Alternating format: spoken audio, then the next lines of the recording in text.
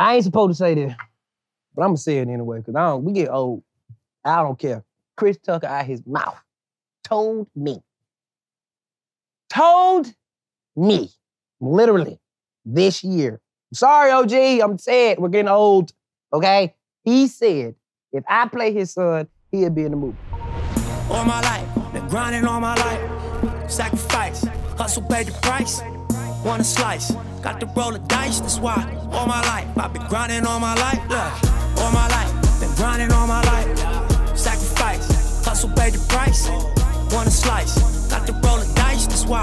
All my life, I've been grinding all my life.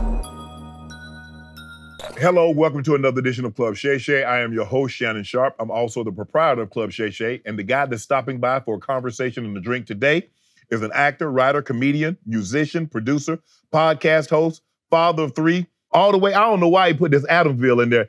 Over there by Cascade Road. Yeah. DC Young Fly. Hey, what it is, homie? OG, what it do, baby? We good, baby. We good. Thanks for stopping by the club. Man, listen, it's an honor, man. You don't understand, man. I've been watching you since I was a jit, man. You gotta understand. You the OG. Listen, the hood rocks with the OG, man. That's what I'm talking about. They really show me love. Every time I go back to the crib, they show me love. I really appreciate that, man. I appreciate y'all rocking with me. You be popping you know what I'm saying? You be talking your talk, and not only that, to see how far you came, like, people understand, like, we got to show each other love. Right. Versus watching you do it over everybody else showing you love. Right. We got to start spreading that love. So right. As the younger generation, hey, man, it's an honor. I appreciate that, bro. So how's life treating you? Man, we blessed, man. We just got through shooting Wildin' Out again. Right. On the road right now with my OGs, Carlos Miller, Chico Bean, shooting the 85 South. Right. We got the Wildin' Out tour about to pop off. Right. You know, just working, trying to stay in the mix. More music on the way. Right. So, you know. I heard you got a new baby. New baby. I got a new baby boy, man. Number 3? Number 3. Number 3? Trying to have 10. You, hold on, whoa, 10? 10 of them things, OG. I need 10. Let me ask you this, how hard is it? Because you mentioned all the irons that you have in the fire. Right. You got the Wildin' Out tour. Right. You about to come out with music. Right. You have your own podcast. You doing everybody else's podcast. How hard is it for you to be the father that you want to be, knowing that you got to make sacrifices so they can have down the road? See, we was talking about that a couple days ago.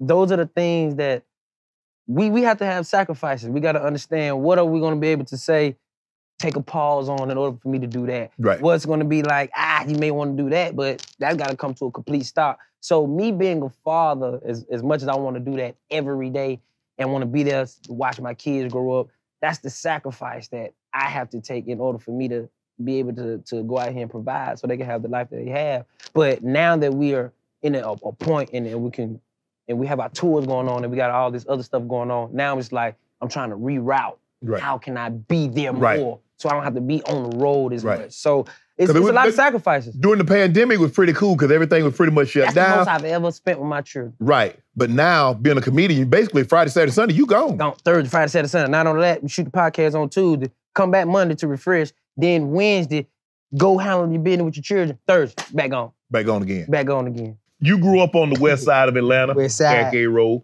Yeah, Adamville. College Park. Where you were? Adamville, Martin Luther King.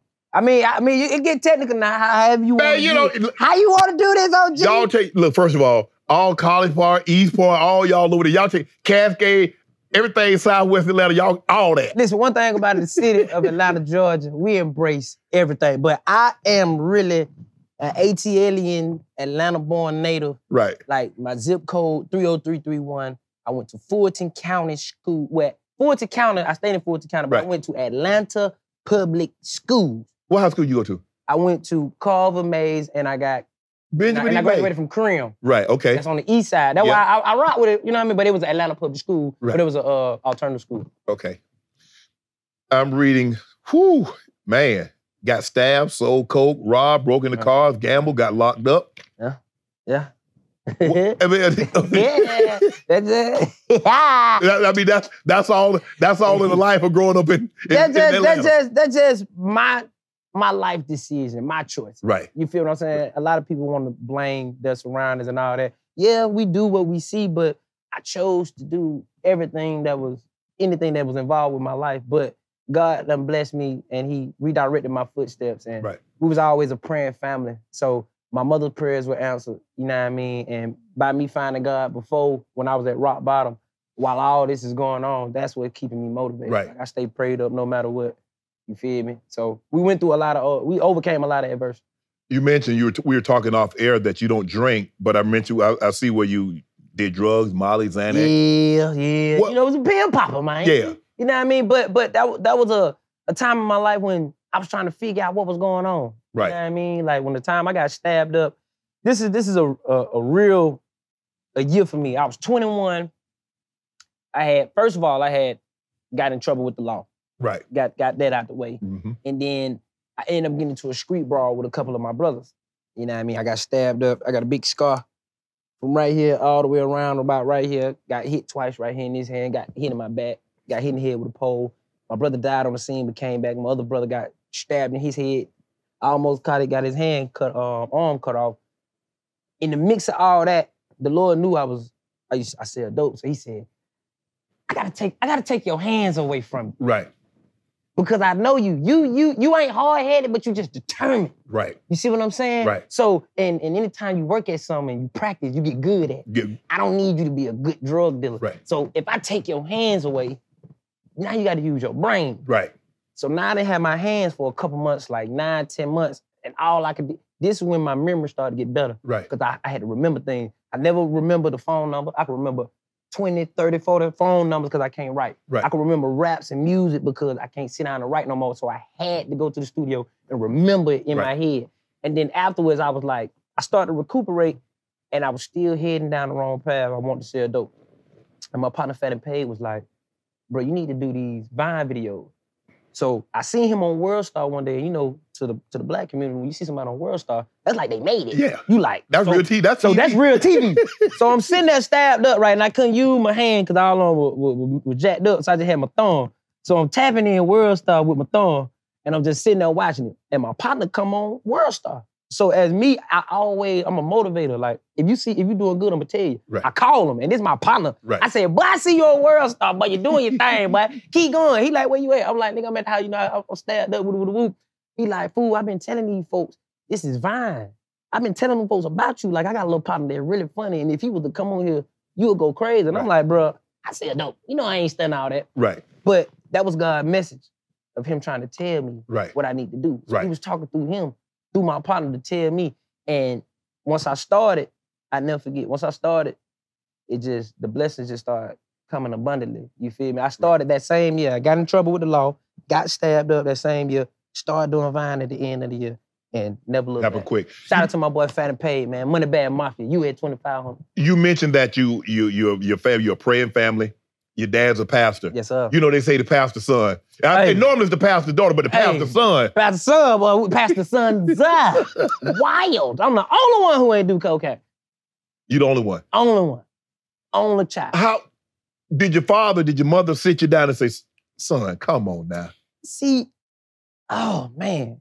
We were just saying this earlier, too, as a black family, we would know things that's going on, but we don't have confrontations. Right. Sit down. Right. As a family. Right. Like, we can know our cousin is a crackhead, but pretend like we don't know. We pretend like we don't even see a crackhead. And like, act like we don't even want to sit him down and be like, bro, why are you on crack?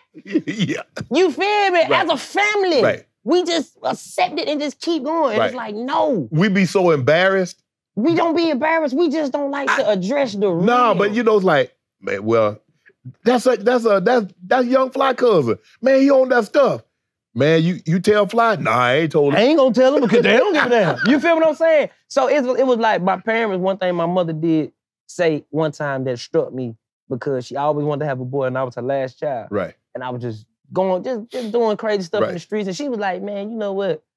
You almost really about to make me like say to God that I think I asked for a mistake. Like, why did I have you then? If this is what I prayed for, you damn near about to make me say I wish I never had you. Right. And that kind of like put a spark into me. I was like, man, I got to get myself together.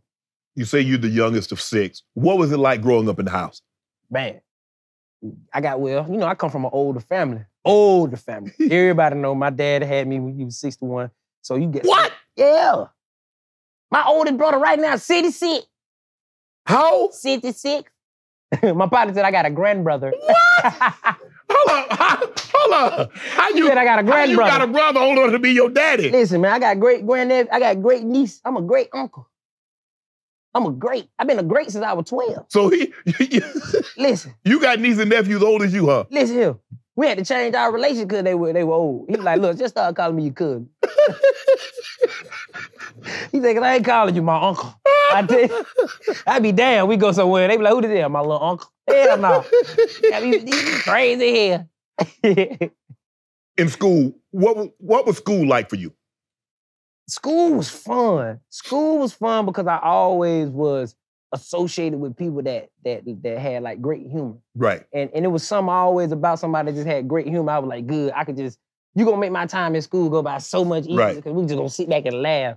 But having old parents, man, and not really, they wasn't all about that kid though. They wasn't always about that kid, but when you know you're not really as fortunate as others, right? You don't really know because it's the norm. Yeah, so I used to wear fake clothes, hand-me-down clothes, not knowing, oh, bro, we really messed up in the hood. Yeah. You feel me? Yeah. My partner got on J's.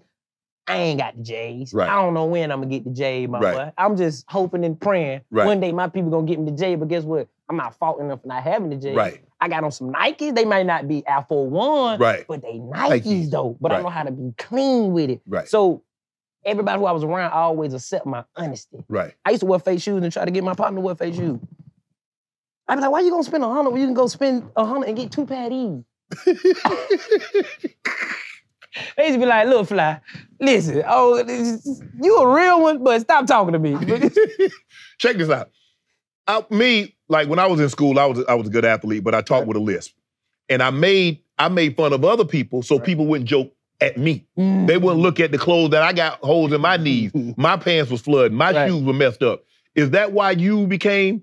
No. Did you make fun? No. Did you play sports? I played sports, yeah. What'd you play? Man, I played baseball, basketball, and football. I played slide, OG. If I seen you coming across and I was playing slide, well, I get out the way. Exactly. I get all the way out the way. Exactly. But I'm just letting you know, I'm in the cut. I'm right there. Fly, but nah. Fly, you weigh 140 right now. Listen. And so at 17, you had to be like 123? As little as I am, I can take a hit. Yeah. And I know how to hit. Okay. So it was just the power is there, it just don't look it. No, it don't look it. It don't look it, Fly. But I'm gonna get low though. I'm gonna get lower than you though. But no, it was a defense mechanism. Like, I was just funny. And by my parents being old and by me not really just having the latest fashion, it was like, well, let's see what we can get away with on him. Right. You can do that with me. Right. You talk about these fake shoes, you better be ready. You see what I'm saying? Because it's like, who you talking to? Right. I wasn't the one that's gonna be quiet. Right. So I would kind of like beat the person who was fresh. Right. It don't matter if you was fresh or you was the most popular. Right. I would make you see eye to eye level with me, boy. Right. And they gonna be like, oh, look, shout right there. He ain't nothing to play with. You the type wasn't gonna let it go. You ain't gonna get one off. You gonna keep. You wanna fight? I don't know when to stop. Who? You keep firing them. Don't say nothing to me. You gonna get put in it. Just I let him get it because he shouldn't have. I'm gonna make sure he don't ever pick on me ever again. Right. So that was my. I don't mind fighting with that, but I was more of a ladies man. Right. So if you gonna talk about me or any of my partner, I'm right here. You know I'm finna roast you first period. Right. Second period. Oh, your mama just came up. Ooh, you got 3 hubcaps. You done let the wrong person see 3 hubcaps. Right. Oh no, I'm on you the whole season. You getting the guys that laughing too?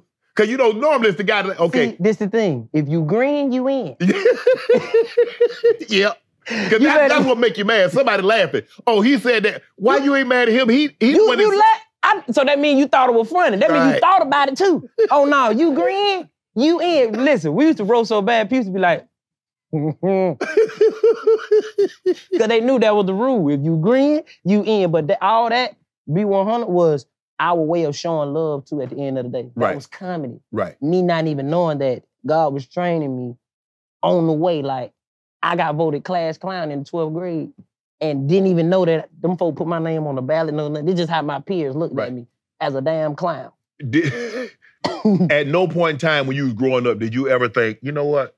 I can make money doing this. I can be a comedian. Hell no. Hell no. Telling jokes. At one point in time, being funny was a formal way of you being friendly or you scared. Right.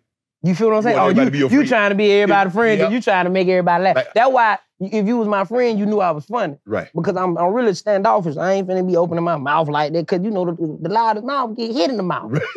You feel what I'm saying? And you know back then when you talking out of turn, Right. you need to be ready to back that shit up. Right. Wasn't no talking out of turn back in the day. Right. So I had to learn that. So it was like, nah, hell nah. You was my friend and you knew I was funny. But it was like, God was showing me, listen, you already used to this Right. since you was a jit. Right. Even if you're not even knowing that this is what you're supposed to do. You was working on your craft and didn't even know it. Didn't even know it. I was literally doing, I'll never forget one time I got kicked out of school, right? A dude had Only one time? This the only time I got caught. It was, yeah, 'cause, you know, I was a smooth criminal, baby. I know how to talk my way out of any and every. I'm like, you gonna kick me out? You gonna kick? Look at me. What I really do? You can't kick this face out. Man, he said something about my mama so bad. No, he said something about my dad. Cause everybody knew my daddy was old. I'll never forget this shit. This shit hurt me to this day. I was in the 10th grade, chemistry class. Miss Taylor. That nigga said, but John, I know you ain't talking, but that's why I heard your dad almost died last week. I'm talking about the whole class went crazy. So I never forget his mom had some big ass, can I say titties? Yeah, sure. Big ass titties. I'm talking about huge. I'm talking about stupid. So I grabbed 2 chairs. I said, I know you ain't talking about that. Why your mama titty this big? Grabbed 2 chairs, put them to my chest, and walked around the whole class. Nigga, I had the whole class hollering. Nigga, the teacher was like, Whitfield, sit down. I was like, you don't know what he said about my daddy, girl. Shut up. Nigga, I'm talking about, nigga, I felt it. She gave me a 58. I had to take her class again the next season. I sat my ass down that time. You mentioned that you got your start doing Vine. And I've heard a lot of comedians say, it's easy to do internet comedy. You do sketches. But can you do a 15-minute set? Can you do a 30-minute set? Sketches are fine. There's nothing wrong with sketch comedy. But can you do a set for 30, 45 hours, however long you was trying? Can you do that? Sketching is part of writing. Right. You know, and when you come from the internet, you don't have an audience. Right. I find a lot of stuff funny when I'm by myself, when I'm just getting high. That's your humor. Right. So that's how the internet stars kind of like start to sprout. And once you start elevating your craft, you have to transition and understand each business, every aspect. It's an essence of this thing. And you have to really take your time and understand what God is putting you into. Right. So as a whole entertainer with this whole comedian, I literally had to sit all the way back to grasp that title as being a comedian. What is it from the beginning to the end? And when I started doing it on the phone, it was cool. It was like, it was cool. But then once they started calling saying, all right, we want him to do stand-up. Right. Right.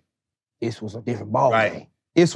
I never had this much pressure. So once I finally broke the ice, did it one time, I said, oh no. Hooked. I was hooked, but I knew it was a different from the phone and having that mic. Because here's the thing, when you're doing it live in a comedy show, the gratification is instantaneous. Mm-hmm. You know they like it immediately. Yeah, fly, you crazy, you play. Boo, or they just But not even that. It's the mentality of knowing that you're finna go out here and make people laugh you never seen never seen before in your life. Right. This is this is crazy. Right. It's like magic. It's like a magician. Right. I'm finna go out here and do this magic trick in front of people I ain't never did before. Right. I hope this coin stay up in the air. Right. Because once it drop, these niggas gonna know it's budget. You feel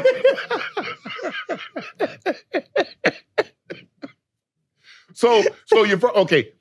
You go from you're a viral sensation, your internet, great. You get contracted for your first stand-up gig. Mm-hmm. Are you nervous? How did it go? It went exactly how I needed to go. Everybody looked at me so crazy. It wasn't, I didn't get a boo. You didn't get a boo. I got the silent treatment. But it was long enough that if I would have kept going, it was like, nigga, you finna get these boos. You feel what I'm saying?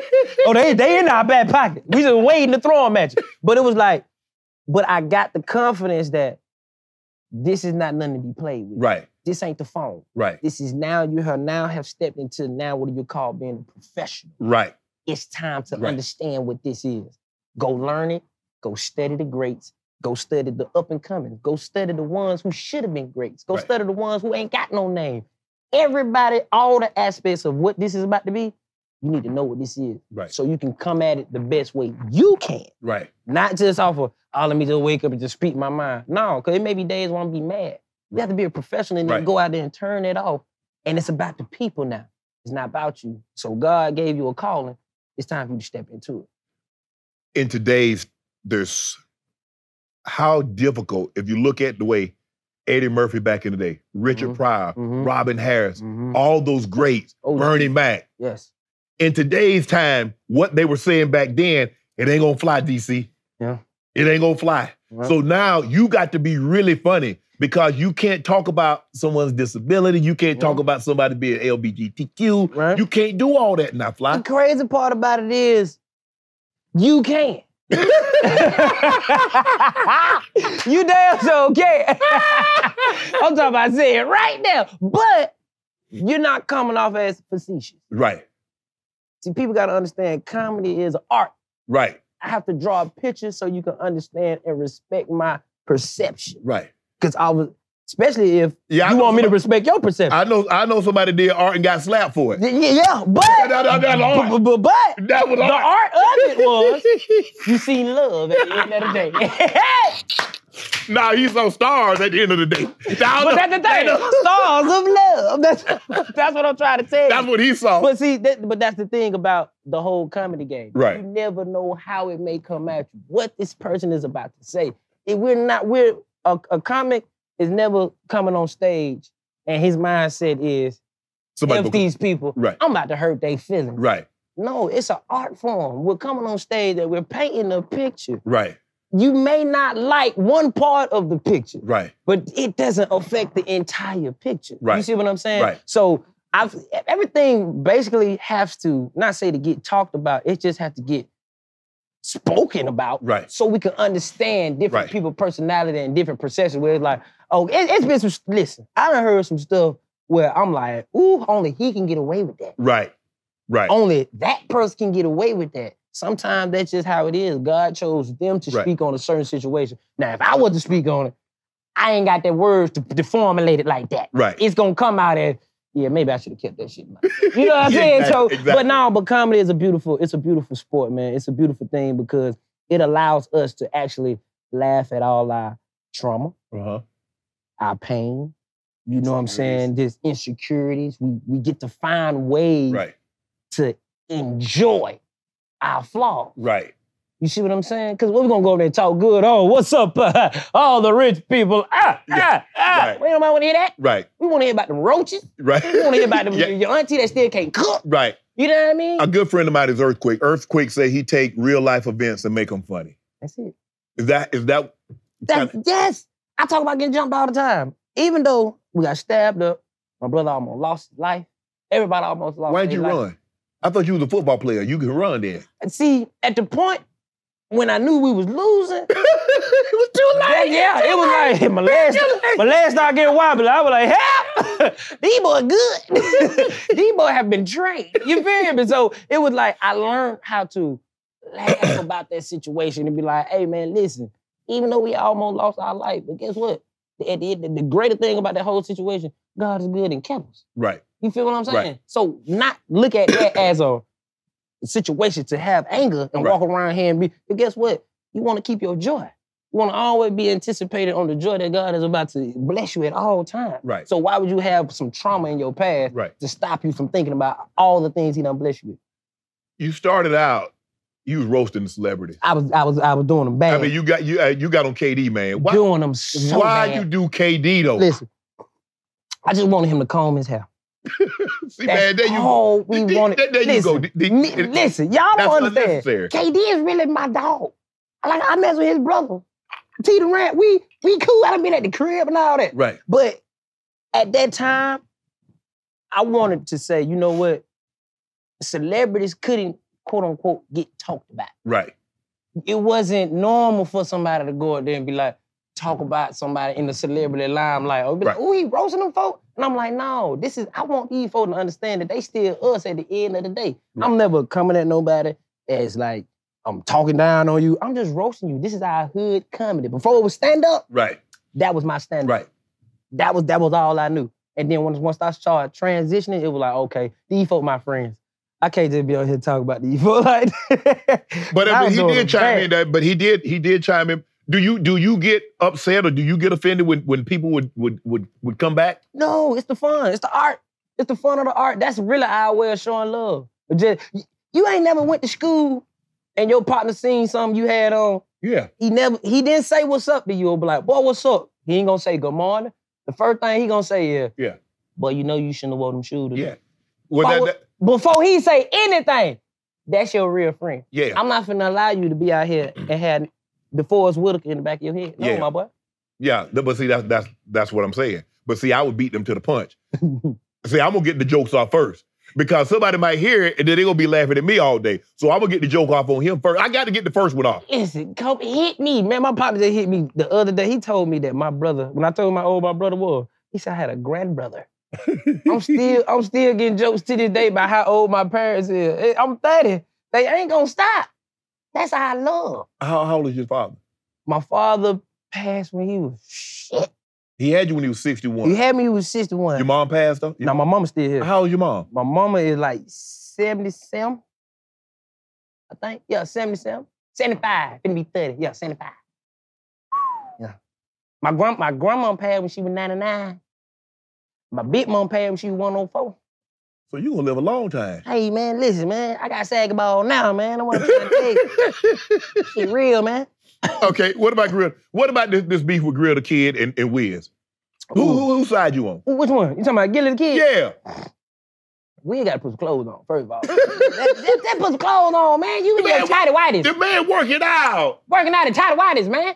If that's the case, then I'm finna start working out in my tighty whities. No. Listen, everybody just get free and get in your tighty whities and get to working out. No. The man, he doing mixed martial. No, to be honest, handle your beard and do what you want to do. I think it kind of like got blew out of proportion. Yeah. Because they both from Philly. You feel me? And OG, Get the Kid, man, that's the OG, man. Shout out to $1 million worth of gang. You dig what I'm saying? I don't think he meant no harm by it. No, he just say, bro, you know, I just can't Just put rock some with you. clothes on, man. Just put some shorts on. They got the same pair of shorts in Fruit of the Loom in Walmart. Them same pair I seen. The one he wore. Did you think Wiz took it a bit too far getting the man account deactivated? But see, them are allegations. Who said that? Ah, damn, where my water go? We got to get you some more. You got to give us some more. I went to reach for it. I'm like, that motherfucker ain't that. But no, those are, allegedly, that's what they say. You know how, I'm a street nigga, so I'm not going to say they did it or that's what they say, Who says it? That's what happened. He got it back, though. He got it back? He got it back. You feel what I'm saying? The streets gonna rock with you. How long, if you're doing a set, how long does it take you to write a set? Ooh, I've been on doing stand-up professionally since 2014. It's 2022, almost 8 years. Man, it took me 8 years still to get here. And I don't still feel like I have stepped into the prime yet. Right. Like I'm still learning my voice, learning different dynamics on stage. Right. You see what I'm saying? But man, it takes time. That's why a lot of people, when I get into my new set, because I'm about to be done with the No Cap comedy tour. Right. I'm headlining this arena tour. This is my first time headlining. It's my second time because I headlined with Wild 'N Out, but the actual stand-up bit, this is my first time headlining an arena tour. And we've been selling out everywhere we go. Shout out Lil Duval, Carlos Miller, Chico Bean, Black Ron, B. Simone, D. Ray Davis, Michael Blackson. We're going crazy. It took me time just to get here. And the new era, right now, they record everything. Right. And I gotta tell people this is how comedy works.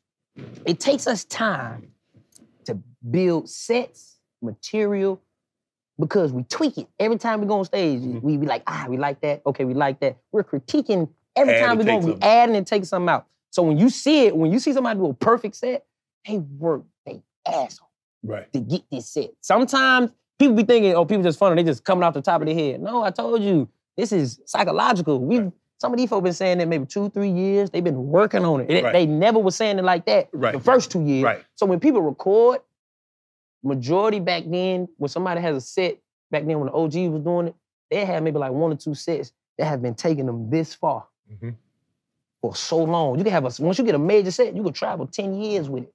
Now that they're recording our set, somebody on Facebook. You gonna say, nah, you done heard that joke, bro, Shay. But this the thing, you done show somebody on Facebook, somebody else done came to your show, they done showed somebody on Facebook, somebody else done came to your show, they done showed somebody on Facebook. The person on Facebook done seen your show 5 times before they actually came and seen you in person.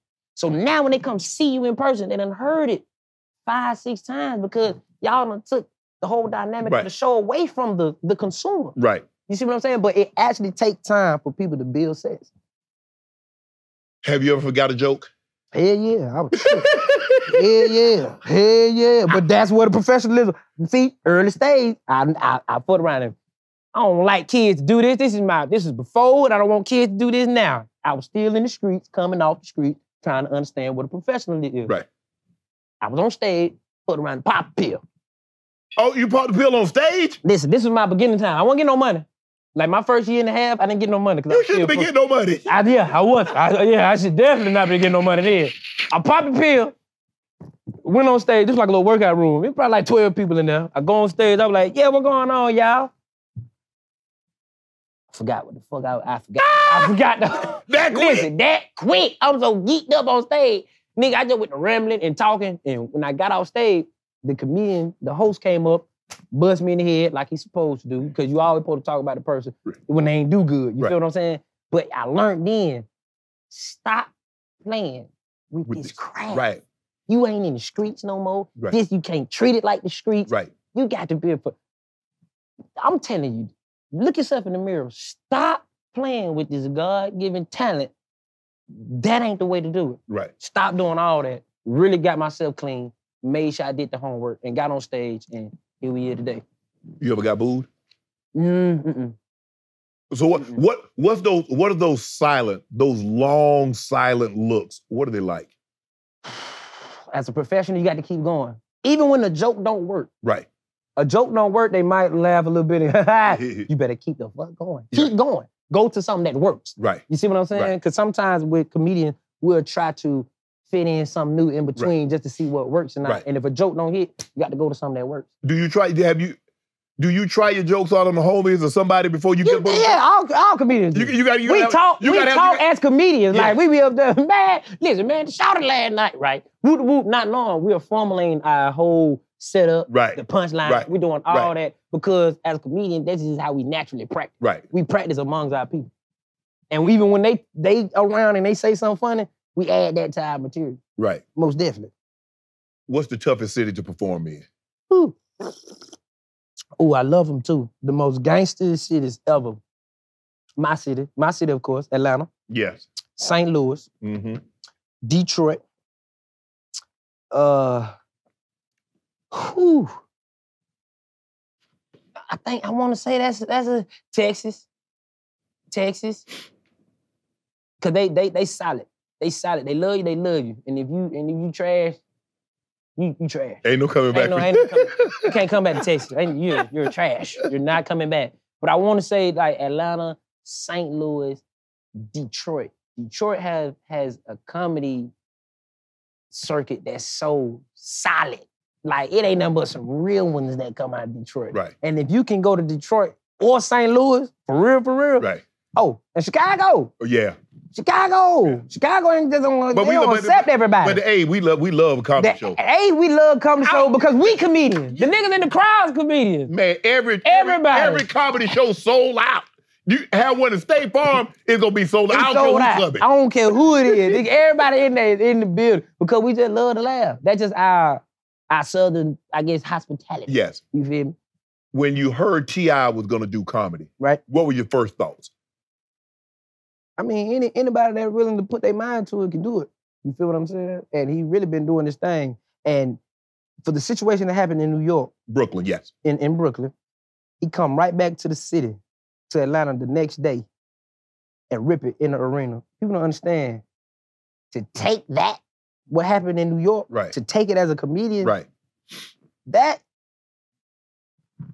that's like getting sent to the hospital and coming back from rehab, and you got to start all over. Because you have to understand, it's different. T.I. was this international known rapper. He used to get still is. Yes. Which still is. Yes. And now you subject yourself. I'm gonna start from the bottom floor. They boo this man. He say, I don't care. I don't even care. But you got to understand the confidence to have as a comedian to do that. And then not only that, come right back. Some people take a minute before they come back on stage. They be like, man, I can't deal with that. Right. He come right back, get the love, get the appreciation, the people seen it, and actually not only do that, but come on stage and kill it too and went crazy. It just showed like, oh, he's ready to even be a comedian because that's it right there. That can't nothing else happen as a comedian. Yeah, only up from now. But see, I ain't built like that. I'm only gonna do things that I'm good at. See. I know. But see, that's what's wrong. See, that's the thing with superstars. Sometimes we get so frustrated with our talents, we want everybody to see them. Right. So that's just like I want you to see me at my best. Because you only see me at I was a football player. Right. You only saw me at my best. Right. I can't let you see me at my worst. But see, sometimes the people got to learn that though. And see, if I would have known Michael Jordan didn't make the basketball team, he got actually got cut. Right. I wouldn't have tripped when I got cut. Because I never got cut. Right. I always made the team. Right. So until the moment when I got cut, I lost my mind. I'm like, would you even look at it? Like, what you? And he ain't even better than me. How you keep him? Right.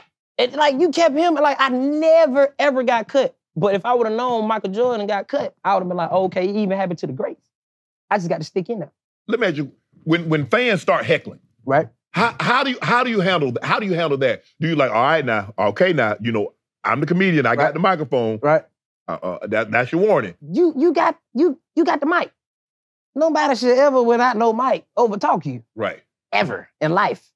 I don't care what it is. I would be more agitating than you. I don't care. I would you to death. You hear me? You're not gonna get me. But I come from that street structure of comedy. Like, okay, this is our comedy. The heckler ain't doing nothing but quote unquote trying to be a badass. Right. He want to talk about somebody. Let me shut him up, embarrass him in front of the entire crowd. Not only embarrass him, embarrass who he came with. Right. Just to show that not only what you do affect your people. Right. And everybody that's around you, the people that sit next to you, the car you drove in, everything is affected. Right. When you trying to be a bully badass. Right. So that's how you handle hecklers. You just got to tear their ass up. Sometimes they like it though. Oh, they like it? Yeah, sometimes they tripping. They come for that shit. Last year, right? Somebody came up on the stage. Damn, what happened? Yeah, that's what I'm trying to figure out. What happened? Shit, I don't know what they say. I've been saying they like, man, DC Young Fly gets with a fan. What? Yeah. That's what you heard? Yeah, they say you put them 55s on it. Damn, how many? 55. Damn, I don't know if it was that many. I don't know. Oh, damn. Somebody comes up. So what are you thinking? I mean, you just thought, okay, dude gonna come up here and give me some pound, gonna dap me up, he gonna go sit down. I'm gonna be 100. Coming from doing the 85 South show, I'm always used to, I come from the hood, so we show love. We're aggressive. Yeah. With our love. I don't care what it is. Sometimes we just aggressive with our love. That's cool. Get here, Ian. I'm not intimidated by that. Right. Let's go. Right. Let's go. Shoulder bump. We gonna shoulder bump each other out. I'm doing my show. He comes up. I'm thinking he a fan. Right. Because I'm like, all right, bet. Yeah. So I go to like embrace the crazy shit. You feel me? But not only was I thought I was about to embrace the crazy nigga, I got hit. Like, he got like hit my hand. Yeah, man, that shit was crazy. Hello. You about to show love. He knocked my hand down. Once he knocked my hand down in my head, I said, boy, he hit you. How you go from that to that? Yeah, that was it. That's all I heard. When he hit me, I was like, ooh, he hit me. And shit, whatever you heard, that what happened.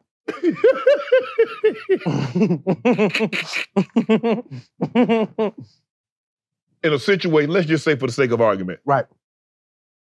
Young Fly hosting the Oscars. Right. He makes a joke. Right. Somebody takes offense, they come up on. I mean, because in that setting, you have to understand now, you do your comedy show, you in a hoodie, you in jeans, you know what I'm saying, you in sneaks, but you're just the Oscars. Right. You in tux. Right. Velvet, top of the line, name brand designer. Right. You're not expecting this. So when somebody leaves, you make a joke about somebody's significant other, right, and that person gets up out the seat and walks up on the stage, what is Young Fly thinking?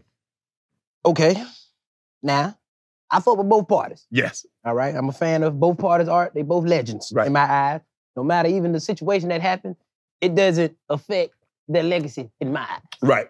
Yeah, right? I'm understood. Still But I want that need to be the narrative. Yeah. They try to drag it and go all the way down. Right. It should affect their legacy. I'm going to see Chris Rock when he come on, and I'm going to go see Will Smith if he do another movie. Facts. Most definitely. We're going to support both of them. But if you want to dissect it, let's be real. Let's be grown men. Okay. All right, let's be grown men. Okay. All right.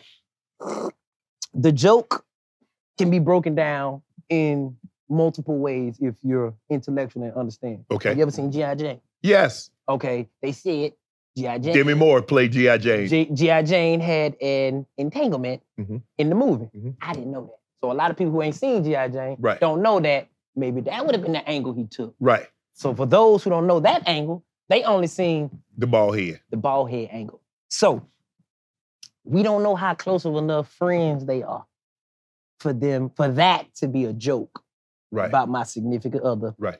Or even if, do we joke like this off camera? Right. You feel what I'm saying? Right. Like if we joke like this off camera, they cool. Right. They ain't tripping. Mhm. But if we don't joke like this off camera, why we gotta do it on camera? But he said a joke earlier. Right. But remember when Will Smith boycotted the Oscar because he said there wasn't enough inclusiveness or diversity. Right. And Jada said she was going to boycott too. Right. Chris Rock said, well, ain't nobody invite Jada. Right. Understood. But see, for me, I think this is years of people saying he'll wax. Will Smith was the first rapper to get a Grammy.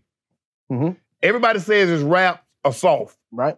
But here he goes from the rapper, the Fresh Prince of Bel-Air to a box office. Facts. Facts. Still feel that he doesn't get the credit. They're making jokes. Everybody making jokes. What's that entanglement? You making jokes I'm gonna be 100. I'm gonna be 100. I'm gonna be 100. I made one too. I ain't gonna lie. I made one. Everybody made one. But let's just say he's human. Yeah. Is he not allowed to be emotionally frustrated? Not on me. I understand that. Not on me. He can't be. Not on me. He can't be. He sure cannot. He absolutely cannot on me. No. Fly, that ain't gonna happen. These ain't gonna happen. You better walk your ass down that way. hey, you better, listen. you Okay, better bite your lip. I understand. But what I'm saying is, he's human. Yeah. He's emotionally frustrated. Now, and this is what also I took at it. Here's a man who is also motivated by his wife. Yeah. Now, you got the clip of them laughing it off, right? At first. He was laughing. Right. And then We don't know what the hell happened when they took the camera off. You know he looked at her. And when he looked at her, that's just like you shooting a jump shot, right? You about to shoot a free throw. You got the jittery bug. You like, man, I'm about to miss this motherfucker. Then I look over there at my girl and she like, nigga, you better make this motherfucker. You know what? I am finna make this motherfucker. Yeah. That's what I felt. Like he was like, ha, damn, that's crazy. Wow. He looked at his wife and was like, uh-oh. Right. I should go up there and hit that motherfucker. Like, that's what I felt that for. But now let's take it in the OG Chris Rock. We gon' speak some real. Can I speak some real? Yeah, do that. That's what we do. Real? All right. The way we handle situations, I felt like the way it was handled, it was handled with class a little bit. Just a little bit. Yeah, it was. Because at the end of the day, stuff like that happen all the time in the hood, but it's really supposed to be like a brawl situation. Yeah. I don't care where we at, what's going on. Yeah. Damn this mic. Yeah, I believe it's going down. I believe any place other than the Oscars. But this what I'm saying. The Oscars owe Chris Rock. Yeah. They owe Chris Rock. He kept y'all, quote unquote, legacy, name alive. Chris Rock or Will Smith ass with. Listen, woo! That, I mean, you know, if we want to be, you know, the gloves outside. Just in case y'all want to get it off the chair, the gloves is outside. Yes. You hear me? Yes. But if we want to keep it 100, he was like, you know, when it happened, he was like, wow. Because they didn't have to end the Oscars. If he'd have reacted like you or I would have reacted, it was over with. The Oscars would only been 20 minutes long. It was over with. A 2.5 hour show. 15 minutes. Yeah. So however soon he came in. So he handled that with class. He did. Even though he was like, God damn it. I'm going to see you after I can't believe. But right now. I can't believe he did that. I can't. No, I'm saying that's what Chris Rock probably saying. Right. I can't believe. Because when he said it, but I'm like, because I'm thinking like everybody else, man, I know this man ain't just walk. That's a skit. Man, that boy, listen, the Oscars owe him. The Oscars owe him. That's why he said, man, listen, I'm going to worry about Will later. Oscars, y'all need to pay me. Because I kept y'all show alive, y'all name alive, and I handled this with class. He did. I just got slapped, nigga, y'all. On national television. You know how mad I would have been at the Oscars? You know how bad I want to fuck this motherfucker up? Hey, I saved this. You, Somebody wash my feet, please. I'm trying to figure out where. Right now. You know, ain't nowhere we ever at. Somebody can walk up and slap somebody. Nobody. In the day of life, I don't care if you ain't the gangster or nothing. Somebody gonna be trying to get hurt. Yes. He handled that with class, and it was like, you know what? I'm gonna deal with it later, man. I got a job to do. Oscars, I'm gonna holler at y'all in a minute. Let's keep going. Run the teleprompter. You feel what I'm saying? So I gotta sit there and say, you know what? My boy handled that with class, man. He did. Hey, take your hat off to him. Let me ask you, your style. Who are some of your favorite comedians? Bernie Mac, Cat Williams, Mike Epps, Kevin Hart, you know what I'm saying, Tony Roberts, Carlos Miller. These are like my favorites, like the ones I watch. Earthquakes, you know what I'm saying? Even women, some more. Monique. Listen, like people gotta understand when you're studying the game. You gotta. Dale is fire. It's a lot of it. Like I can really sit there. I can't really sit down and say like which one my favorite. Right. Because I like them all. If you make me laugh, you consider the favorite to me. Right. Yeah. You've done what you're supposed to do. Right. You've done it. So it's like I sit there and I study the game and I just sit there and take what everybody has brought to the game and I'm like, oh, this is what she does. This is their angle. This is how they set that up. That's why that was so funny. You feel what I'm saying? But my favorite all time, got to be Bernie Mac. If I can sit and have any conversation with any comedian. Bernie would like that. Whew, I got it. Because I know he would kept it so real. Like, he would just kept it all the way 100. DC, fuck every last one of you. Oh, fuck. You say what the fuck you want to say. I was like, all right, that's the shit I like to hear. Is that the natural transition? Because we saw it with Richard Pryor. Right. We've seen it with Eddie Murphy. We see it with Kevin Hart. Right. We see it with so many comedians. Right. Start out doing the stand-up and then transition to television. Right. Is that something that you saw or it just happened? I just wanted to do the music and I always wanted to act. I never saw myself telling jokes in front of people. I always seen myself in front of people, but it was for either music or I'm doing theater, but I'm not telling jokes. Right. That was not a form of a profession to us in the hood. Right. You sell dope, play sports, or, you know, do the other stuff. Right. You feel me? But once I realized this is what I'm supposed to be doing, like, it was way easier for me to just be like, I want to be a comedian, and all of a sudden the light shine. Right. Like, that was all I was missing. And it's less dangerous, too. Yeah, but, I mean, as you can see, I don't know that. It goes down. You feel what I'm saying? But it's when you can bring a group of people and make them forget about everything that they're going through. Right. You're doing God's work. Right. Cube thinking about doing another Friday. Come on, man. And you've been like, man, I think Smokey. Nobody can do Smokey. I ain't supposed to say that, but I'm gonna say it anyway because we get old. I don't care. Chris Tucker out his mouth told me, literally, this year. Sorry, OG, I'm sad. We're getting old, okay? He said, if I play his son, he'll be in the movie.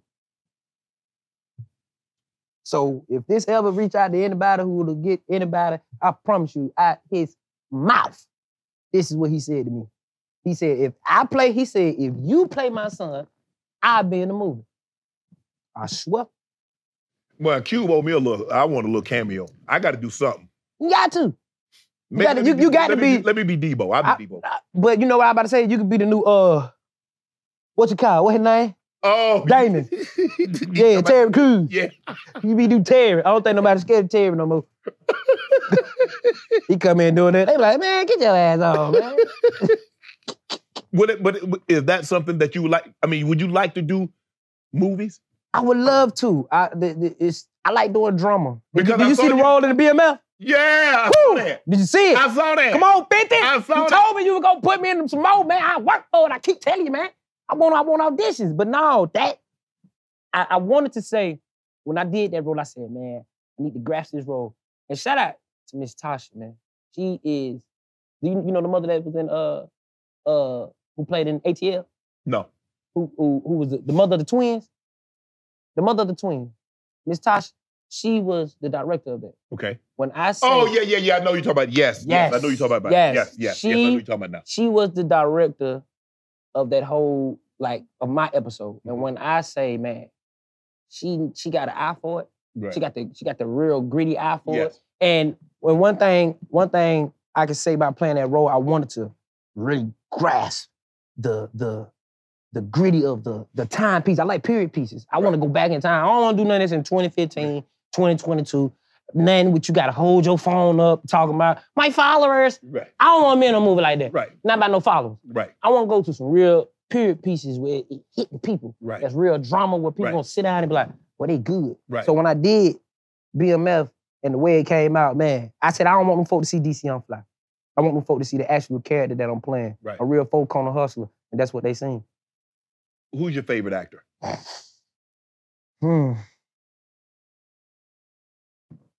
I like to study Forrest Whitaker. Even though I talk about the back of his neck a lot, it's still, I still like to study him. Everybody know Denzel and Will. But a lot of people sleep on Cuba Gooding Jr. though. You know, I like to go study like real drama, like roles. Right. And who else is a great actor that I like to just watch like that? Everything basically what Denzel playing. I kind of watch Training Day all the time. Yeah. Just to get like that edgy, cutthroat in the streets, but you still clean feel. Right. I like to watch that a lot. I like to watch that like a lot. You feel what I'm saying? But I want to say like, I like to look at Cuba Gooding Jr. a lot too though. Right. Like, especially like the old pieces that he used to do. And a lot of Samuel Jackson movies. Samuel Jackson. You can't go wrong with Sam. He got about 199,000 movies. Yeah, Sam and everything. No cap. No cap. You like, damn, when he played there with Clint Eastwood. Yeah, with Clint Eastwood. Damn. What athlete is DC Young Fly? What professional athlete is DC Young Fly? Deion Sanders. Deion Sanders, prime time, baby. That's sauce right there. And to be 100, Vic. Mike Vick. I don't really think he had no shot after that situation. Like, man, I don't think people understand what Vic did to our city, man. I was in there full out. They don't, that's what. We had Jamal Anderson. We had all that was cool. All that little Dirty time. Bird, we had little Dirty Bird. That was cool. Even when Deion came out there, that was great. Deion, but when we had Vic, Michael Vick experience was crazy. That shit down there give me teary-eyed. Cause niggas never wanted to go to no football game. I'm talking about that's all the city was talking about was Sunday football. Where you finna watch Vic at? Where you finna go to watch Vic? Yep. And Vic would show out every game. I don't care if he having a bad game. Yep. Man, he just was gonna show out, bro. And we ain't never seen like an elite dynamic player like. I ain't never heard them. I ain't never seen about no tailgate. Now they talk about tailgate. I'm like, whoa. I don't even know what tailgate was. Folk were watching that nigga outside the stadium who couldn't even get in. They across the street. Yep. He just had a great impact he had, bro. And man, when I said I ain't never seen nothing like it, I couldn't really see Jordan like that. Right. But I was a youngin'. Right. I couldn't see none of the elite superstars for real because I'm a child. Right. This was my first elite super with AI. Yes. But I was catching the end of it until I actually understood what was going on. Right. But when I actually knew what this 03, 04 prime Michael Vick is all I know about. Every Sunday. Tune in. Watch. Yeah. And he was the most dynamic athlete I've ever seen play. I read that you didn't get the part for Coming to America too. Right. You wanted that? Yeah. Shit, why not? Good money, be around all them good people, all them A-list actors. Hell yeah, I want to be in there. Who don't? Eddie Murphy, what up, Ed? You feel me? But it was like, even though I did it, the proper steps that I was taking, it doesn't matter. You're still in the facility. Right. You're there. You feel what I'm saying? And it was a way to show the people that even when you don't get picked, you can still be happy for somebody. Right. This is their time. Right. This is their time to shine. Right. We still got a W because at the end of the day, it was a big black movie and all the stars was in there. Right. Let's Shot in Atlanta. let's salute the movie. You Right. dig what I'm saying? But I did read for the part. And I did read for the part for Jazz and for Bel Air. Okay. Yeah. But I ain't get that either. But they gotta know that this is the game. That's how it is. But do those experiences of you not getting the part motivate you even more? It's like, you know what? Yes. I'm one of these days they're gonna have me read for a part in a big movie and I'm gonna get it. Yes. Because at the end of the day, people don't understand. It's a big situation. It's a union with how anything come together about, when I say union, that means somebody on your team that's fighting for you. Right. So if the director or the casting agent or anybody that's on the opposite side of where you trying to go Right. is not fighting for you, plus you doing the work yourself, Right.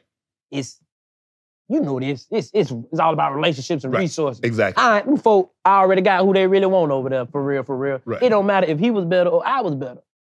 They already got somebody who they really want. You see Right. what I'm saying? Right. So it's like, at the end of the day, I want to continue fighting, but by them seeing me in auditions and my name keep coming across, it's just gonna end up saying, well goddamn, you have to give him a role one of these days.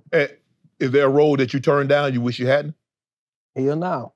You accepted all. If they say read, they say you got. No, I think I tell you that. I didn't say that I wish I did. I turned down Undercover Brother too. What? Because I was literally right after the House, How High To. Mm-hmm. So, I'm always about elevation. Right. I'm all about elevation, and, they were just coming with the same paycheck. Like, literally the same one. Right. Once I did this, they was like, here go the same paycheck. I was like, no.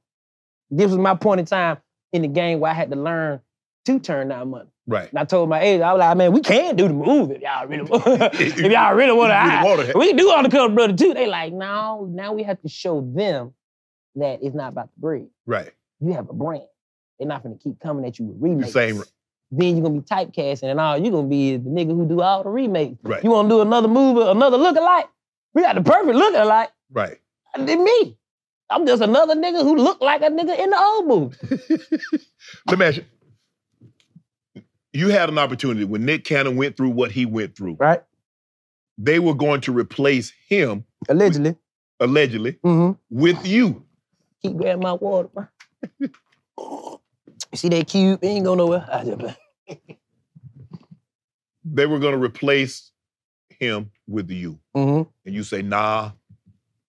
There are not very many people that would have turned that down. Right. Because that's a bigger paycheck. That's bigger, probably show credit. Right. And you say, nah, my man been too good to me. I can't do him like that. See, one thing about how the industry work, they send little tricks to see would you or would you not. Right.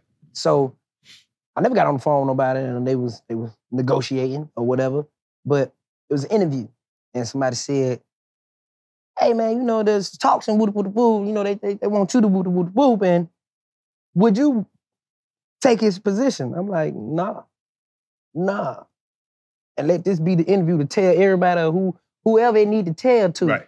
I'm not taking no position because whatever's going, I got to support my brother in whatever's going on. Right. Whatever he got going on, I just got to support him. You feel what I'm saying? I'm not taking no position from somebody who put me on. Right. Who does that? Right. Not over here in this community, not in the Black community. We don't do that.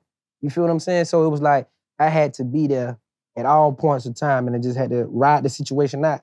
And here we is today, Wild 'N Out back on, Wild 'N Out tour going crazy, and we just shot another season, and got 2 more seasons that we finna do. How difficult, Wild 'N Out, because you guys are right there, and y'all bagging on each other. Right. How difficult is it just to come off the cuff? Whew, that's one of the greatest improv shows I ever been on. You feel what I'm saying? Because it teaches you to stay on your toes at all times. Cause you on stage with all these different people, and they with it. They is with all the fuck shit, and they tearing you up left and right. So you have to be on point. Right. And that's why I love that show, because it's a family-oriented show. Right. From the dude who's on the camera, from the dude who's carrying the ropes for the camera, everybody is a family. So once we got kicked off air, you could feel like our family was kind of like disrupted a little bit. Right. You see what I'm saying? So, but it was like this show right here actually feed a lot of people. And when we get on stage, bro, just being on that stage with your friends, bro, it's like you can't do nothing but have fun. I remember I just heard you say that, Nick's your guy. You trying to catch him with kids? Man, I'm trying to get 10. Hopefully I can get there. As long as they work, however long I can work, I'm trying to get 10. 10? 10. I need to have big old legs. Your old lady good with that? Mm-hmm. She sure live. Ain't you, baby? Sure live. Actor, rapper. Mm-hmm. Who's the greatest actor, rapper of all time? A rapper, actor of all time? Rapper, actor? You gotta give it to Ice Cube. Better than Will? Better than LL? I'm just asking. Will, how many albums Will have? Will has some albums now. He got some albums, or do we know him for an actor? Now, na na na na na na na na. Yeah, he get jiggy with it. Get jiggy with it. Parents don't understand. Parents don't understand, and he got that. Summertime. Yeah, that's the greatest summer song ever. All right, I give you that. But his acting career was way longer than his rapping career. Yeah. Okay.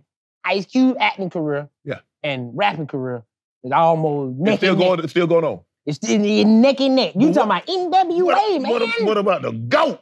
LL. LL on TV right now. In the house. Huh? Got In the House. Yeah. You got Deep Blue Sea. Yeah. Man, LL. What he in SWAT? He was it. What he in the movie? Yeah, he was in the movie with Samuel Jackson.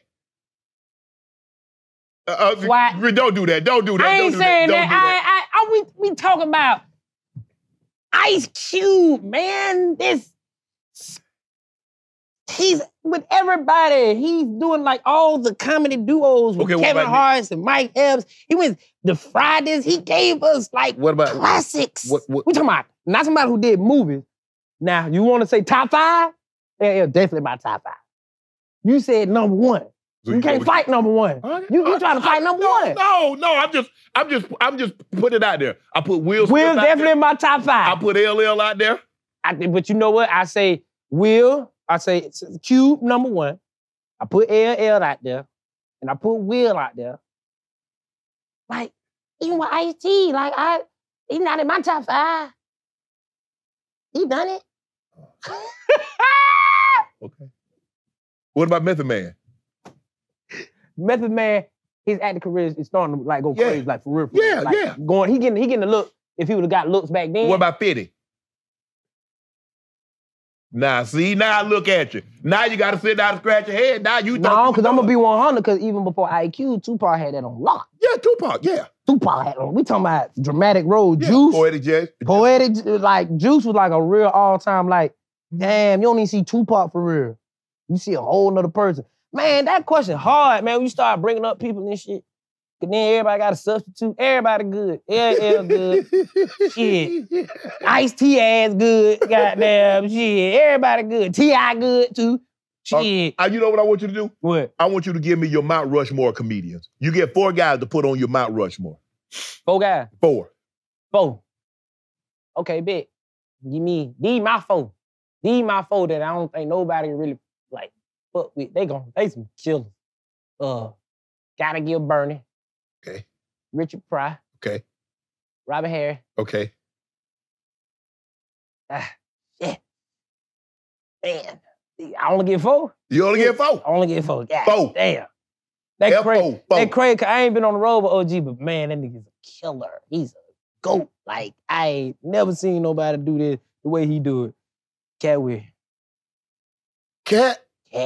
Cat. How you left Chappelle? You know Chappelle ain't on your thing, right? Chappelle is lit. He's a GOAT. You said my Mount Rushmore. Yeah. He's my, if you can, who your 4 is? No, that ain't me. I ain't no comedian. I'm talking about, you got Robert Harris.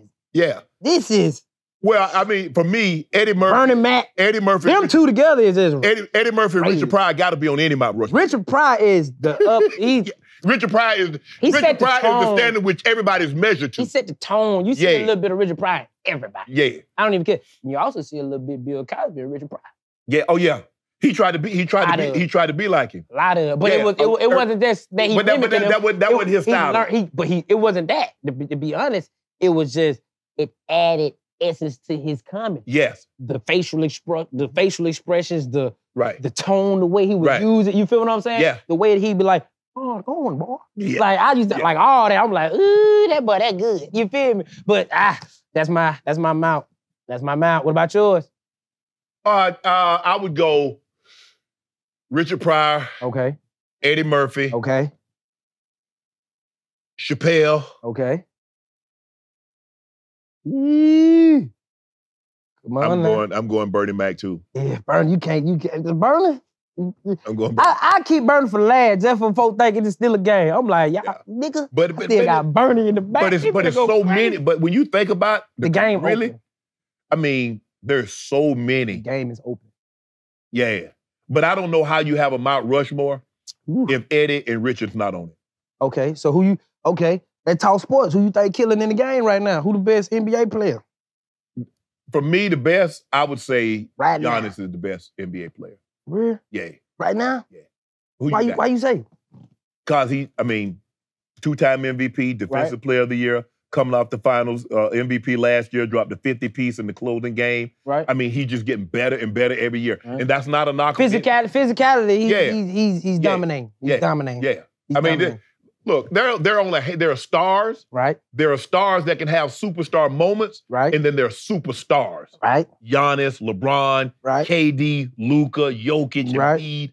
Those are superstars. Right. Now, there are stars that can have superstar moments. Those are two different things. So you got stars, which means stats. Stars. When you got superstars, they're like, okay, I see why you're in the NBA. Yeah, they like when you're not gonna be able to tell the story Right. without talking to them. That's So deep. who? See, I like excitement. Like I like excitement. Like to be 100, LeBron grew on me. Yeah. I'm not saying I wasn't a LeBron fan. I always like excitement. Like he took it business. He took NBA business line. Yeah. And he took control of it. Yeah. And when you see stats, for anybody to be a LeBron hater right now, you just a fool. Yeah. You They just just hating. You just said that they hate. You're pure hating. He's top 2 or 3 in everything. Mm-hmm. We talking about almost everything, and still maybe got 3 years left to still add on to his stats. And he's probably the most. Is he the number 1 highest paid in NBA? No, he ain't the highest paid, but he's gonna be probably by the time he retires, he's gonna be the first guy to reach $1 billion status. Straight out of high school. Right now, he's the all-time, like greatest of all time. But see, I like moments. I like somebody that talk trash on the show. I like a Kevin Garnett attitude. You like trash talking. I want you to be able to control. You gotta understand, this arena, it's energy. If you can control this energy, you are now not only they're coming to see you, like they coming to see you play, right? But they coming to see you perform, right? You feel what I'm saying? Right. So like a Russell Westbrook, one of my favorites to see play because he just. Well, I tell you what, can we have Trey Young? We'll trade him to you for that. No, Trey ain't going nowhere, but I know how ATL is, man. Man, listen, y'all need to do my boy right. Y'all need to build a team around him. Don't let him go. So what they gonna do with LeBron? What you talking about, the Lakers? Yeah. I don't know, that's y'all problem. You just had some idea. I mean, he really need to come to Atlanta if he tired. Who? LeBron? No, he ain't come to Atlanta. Why? That way he need to come to if he tired. Because y'all did all that and talked about Russell Westbrook, and he had like the most, I think he was like the number 1 player like in all the little stats they had in LA, like the most points and most rebounds and all that. He didn't, that was fake. Yeah. Damn, they messed up. Yeah. They did my butt dirty. Because I posted it. It was fake. Yeah. Now. The rap. Dude, what is it that you don't do? Right, man. You know, God gave me all this talent. I gotta use it. I've been rapping, I've been doing music since a child. I played in the band, I was in the church choir. What instrument you play? Oh man, let's break it down. I played the trumpet, the baritone, saxophone. I'm a percussionist, so I played cymbals, xylophones, snare drum, tenor drum, messed around with a little bass drum. And I played set, like when we had like jazz band and stuff like that. I played the set in school. Yeah, man. I'm a musicianist, man. Like, this is what I do. Like, people don't understand, when you're in the band, the percussion is in the back. Right. So, when you in the stands, you're not knowing that you're doing it anyway. As a percussionist, I know everybody that's in front of me. I got the flutes. I got the clarinet. Mm-hmm. I got the trombone. I got the trumpets. I got the saxophone. And I got the tuba. Right. I know all their parts. I know all their parts. Right. Even when I'm playing up here and we all the way up here in the stand, right, I can hear the flutes all the way up here to the tubas, and I know their part. I know when we got to come in. So by me being musically inclined over the years, that grew with me. And when I started getting into the studio in 2012, and now I got 10 EPs out right now. Wow. 10. This young Dolph, you were in one of his videos. Mm-hmm. His passing. In a very similar situation that what you could have lost your life, you and your brothers could have lost your life. Right. What's the question? You think about it? Oh, hell yeah. It's life. You know, and you just got to stay prayed up. You got to keep your energy right, keep the people that's around you, energy right, make sure that they okay, and, you know, just don't put yourself in a position where you could potentially get hurt. You feel what I'm saying? That's why I like to keep You got the great same energy. homeboy. Do you still have the same homeboys that you came up with around you, or did you? Majority on me. I ain't really no new friend. You know how people like, you got new people around you. No, you just acting new because you're not around me no more. Right. Everybody that's still here is the same people that was here when you was here. Right. You just new with your new friend. Right. That's why everything is new to you, because you're not around the old shit you used to be. Right. So eventually some friends gonna fade away and some friends gonna stay. But you technically, like, if people are not on the same page as you in life, I think we have attachment problem. Right. We thinking people are supposed to be with us for the rest of our life. Hell no. No. Hell no. Listen, the reset button is A-OK. It's okay to hit the reset button. If shit ain't going good, hit the reset button.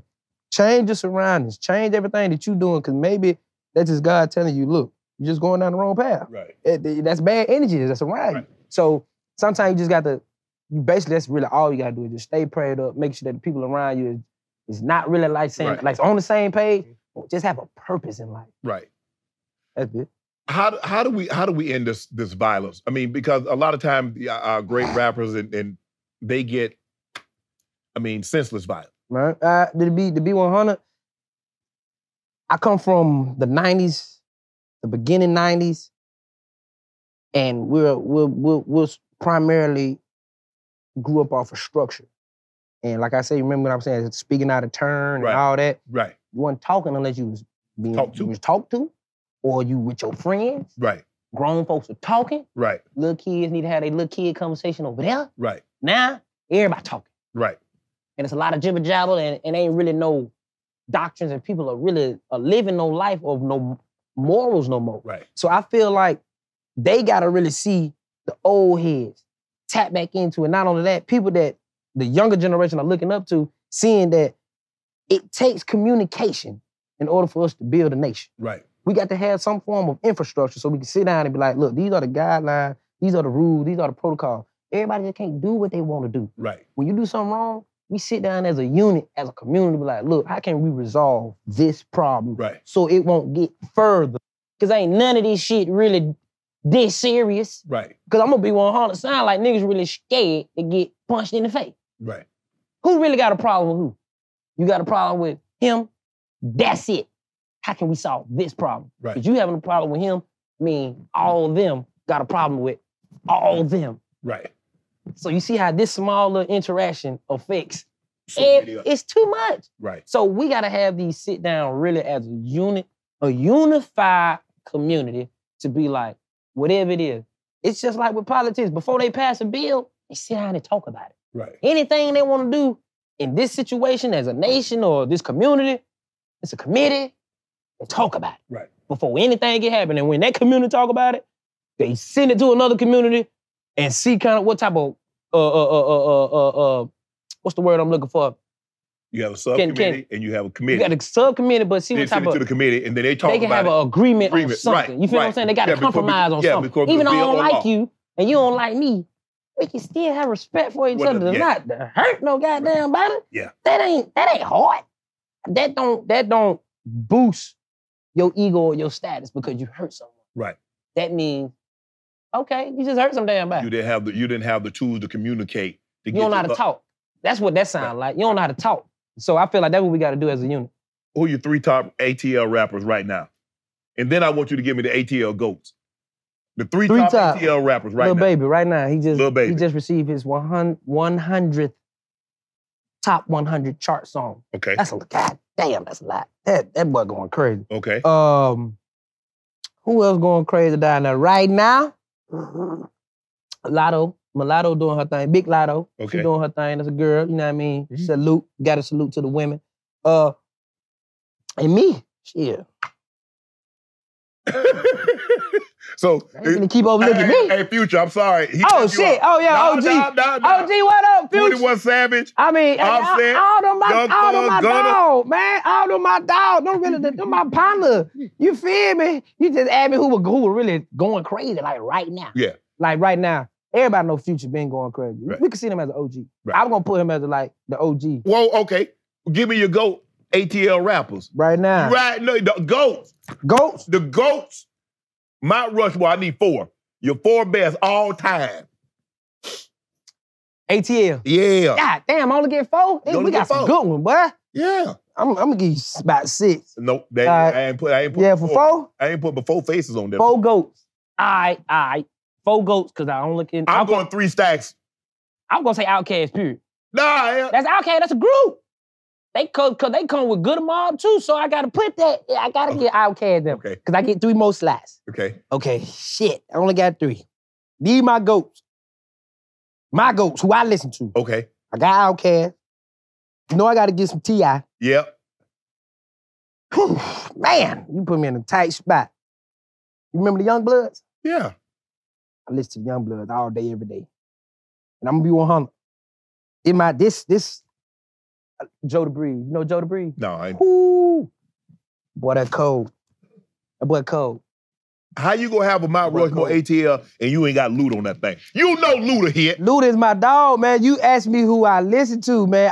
Luda is the man, is the king with flows. What about Jeezy? Jeezy is one of the kings of trap music. Well, you know T.I. is the king. Yeah. You know, Jeezy, like, it's either you're gonna listen to T.I., Gucci, or Jeezy. You gotta pick. What about Chain? 2 Chainz go crazy. 2 Chainz is like, he in his own lane. 2 Chainz, because you gotta understand, 2 Chainz bring fashion with rap too. Yeah. So he has a whole artistic flavor about him that really can't nobody step in his lane and he can't step in nobody else's lane. Right. So he got his own lane where he gonna always remain on top regardless. What's your favorite sport? Baseball. I told you I'm a shit talker, man. I'm out in the back in the outfield. Boy, that boy can't hit. Hey, You were extremely happy the Braves won. Listen, How you we like got a championship. You should have gave him some money to keep Freddie Freeman. I told you my city, this is what my city do. We bring in greats and we let them go. We don't know how to take care of nobody. That's why I keep telling the Hawks, man, don't let Trae Young go, please, man. Keep him, Yeah. please. Because you know they did that with Dominique. Do you remember the time when we had Paul Millsap, Yeah. Al Horford, Yeah. Jeff Teague, Yeah. we had Joe Johnson, Mhm. Cephalosha. Yeah, and that little squad. But y'all won't win nothing with that. You don't win that. What? You know at the end of the day, With this DC. energy that we got now? DC. Oh, At the end of the day, you got DC. DC. Can I say him again? Paul Millsap, Jeff Teague, You gotta Cephalosha, have a super. Al Horford. You gotta have a superstar. We had superstars. No, you had a star. We had Y'all won 60 games and got swept. That I don't need for you to do all that. That ain't what I came here for. Y'all you want to say That ain't what I came here for. I mean, I would not let you do my team like that. And what about the Falcons? Y'all had a 28-3 lead. Y'all had the Super Bowl. I'm done talking. I'm done talking. How ATL would be? How lit would ATL I don't want to be here anymore. DC, how lit would ATL would have been with the Super Bowl? Hey, listen to me. I'm gonna be Y'all were ready to because celebrate. that game brings like a lot of emotion. I ain't never really got mad over a game in my life. I was around so many Patriots fans, right? I'm in there talking cash money shit. I'm in there, what? Everybody shut up. 28-3. I'm in there. People they ain't even looking at the game no more. I'm like, is it just me? Is it just me? Everybody quiet. By the third quarter, the Patriots started doing some Tom Brady Patriot shit. And this when I knew something was up. When the nigga caught the football on his helmet, over his head, I said, some shit finna go down. I said, these boys up to something. I said, I don't know what it is, but I need the fourth quarter to get to 0 now. It need to get to, I don't care what it do. We need to have an accelerated clock on. It need to be Madden game now. We need to get to 0. Them niggas went to scoring. after scoring after scoring. Now, I don't know. Can you tell me, is it politics in football? No, y'all were just, all you had to do was just run the football. Okay. Since you said it, Mr. Shaw, all we had to do was run the football. Yeah. Well, why they stop playing Freeman? He got hurt. No, he didn't. No. You know who got, no. You know who got hurt? The other one, We weren't using him no way. No. Why Freeman? No. Freeman missed the block. Hightower ended up hitting Matt Ryan and fumbled it. They got the football. So you gonna blame him for him popping Matt Ryan ass? Matt Ryan should have tucked that damn ball. No. He got the ball. He pointed to him. When Hightower walks to the edge, he's a blitzer. He's coming, the running backs got him. Okay, everybody make a mistake. You gonna take him out the game for that one goddamn mistake? They had no choice. They didn't take him out. They left him in. Who? Freeman didn't get the ball no more. Freeman had 100+ yards. He would play. In the first quarter. He had 100+ yards in the first quarter and didn't touch the ball no more after the first quarter. I'm sorry I brought that up. I know you did. But y'all got... Everybody got something to say about the Falcons at 28-3. Don't you know, this how crazy New Orleans Saints is. They got a banner, and we weren't even playing them niggas. They got a banner. Soon as you get out the airport, soon as you come out the exit, it's a big ass banner with Falcon Patriot 28-3. Remember this? I said we weren't even playing y'all niggas. They ain't got nothing to do with this. This ain't got nothing to do with y'all, and this how y'all hate us this bad. Oh. Yeah, y'all really hate each other. Man, listen. Now we really do love each other on the low. We got a love-hate. Listen. Yeah. Listen. You can't come to Atlanta and talk about New Orleans if you ain't from New Orleans. Right. You can't be from nowhere else and talk about New Orleans people. That's our job. Right. And you can't go to New Orleans and talk about anybody from ATL if you ain't from ATL. Like, it's just something about that. Only we can do that. We got a love-hate relationship, but we love each other. But I don't like that banner, though. Tattoos. You got a bunch of them. Yeah. You got one that prominent right between your brow. Bluket. What is that one? DC. It's an organization. Stand for the crew. Yeah, that's why my name Young Fly, but it's the crew, Young Fly, DC Young Fly. I got it on my forehead when my big brother passed in 2010, R.P. Richie. He was like the head honcho. Right. The reason why everybody was together. If he busted left, we busted left. He busted right, we busted right. And we were kids, man, and you know, we was literally just getting out of high school, 18 at the time, and he ended up getting shot, got killed. And we was children. And, like, people don't understand, like, children get traumatized at an early age when they lose friends at an early age. Right. That's not the norm. It's normal now. You see kids getting killed left and right, which is not still normal. It's still crazy. Right. But back then, the goal was, the crazy part about it, this is a small goal. It was at least get to 25. Right. Get to 25, it's like, all right, you there. Right. Stop the young shit. Be a grown man. Right. But it was like, nah, man, we was literally getting out of high school. And when he passed, a lot of us was kind of like, just... Time to grow up. It was time for us to grow up, but we was thrown off. Right. We couldn't really quite grasp it. That's why things didn't start going good till I was 21. I'll sit down with DC Young Fly in 3 years from now. Where's he gonna be? What's his story? I'm gonna have some more kids. This man and these kids. Nah, man. I'm gonna be in my executive bag, man. My executive bag. No more asking. I'm only asking to build resources and to build this unit so we can actually work together. I see a lot of good in a lot of people. Right. And if we don't have those people to execute their potential talent or the spark you see in them, it's like, how can we continuously to keep the culture going? Like this hip hop culture, this is a part of the hip hop culture. Right. Anything that I'm doing is a part of the hip hop culture. So anything that we can add to keep it to grow, why not? Right. I know you don't want to work all your life. Right. I don't want to work all my life. Like Right. like you said earlier, I can't really be home with my children. Right. I want to be able to sit and you know, map out, be methodical about everything. You feel what I'm saying? Right. And I see good in so many people, and I'm like, you know what? Damn, if you just had somebody to believe in you, you'll be all right. I'm telling you, that's all it takes is just somebody on the other side to fight for you. Right. That's it. That's what I'm gonna be in 3 years. I'm gonna like really be on my Will Packer, sitting down like really pushing like the next, whoever the next is, man, I'm going to grab him, man. I'm going to get him straight up. I don't care what it is. I don't care if I'm gonna put you in another movie. Right. You at least been in one. Right. You use that and go prosper. We're gonna keep going. I'm gonna give you 3 guys. I'm gonna get you out on this one. I'm gonna give you 3 guys to go on a comedy tour with for the rest of the year. Who you taking? Any three. Any three? Any 3 you want. I still want to go with Martin Lawrence.